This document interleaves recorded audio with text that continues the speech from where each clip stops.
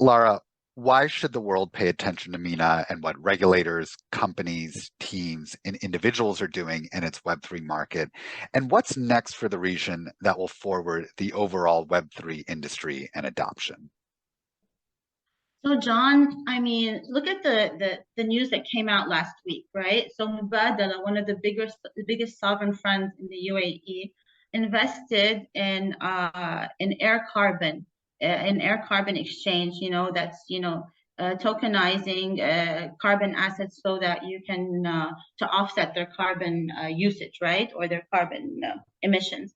Um, and uh, and and one of the biggest investments in crypto exchanges came into the MENA region, whether it was the 9 million for Coin MENA or the 30 million for Bit Oasis.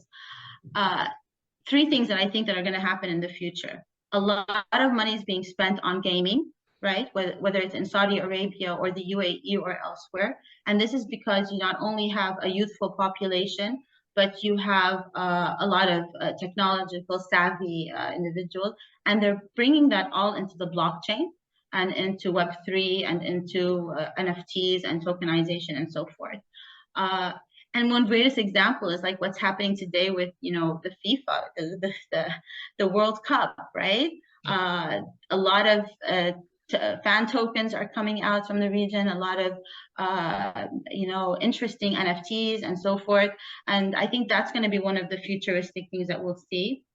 I also think that you'll have a lot of growth in tokenization, the tokenization of everything. So whether it's the tokenization of oil and gas, because today you have a huge energy crisis in the globe, and governments and businesses are trying to find ways to make this industry more efficient, to make it more transparent, to make the operational costs go down. Blockchain is one way, Web3 is another, tokenization. There's so much flared gas, there's so much stranded gas, there's so much, rigs that are very small that usually aren't commercially viable. But if you had, security tokens on a marketplace and crowdfunding for them, so one interesting company is like Premium Chain.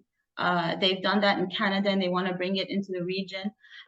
So there's so many things that, whether it's the energy sector, the entertainment, gaming sector, and even in crypto trading, because it's still very small right now. It's still, the growth can be huge.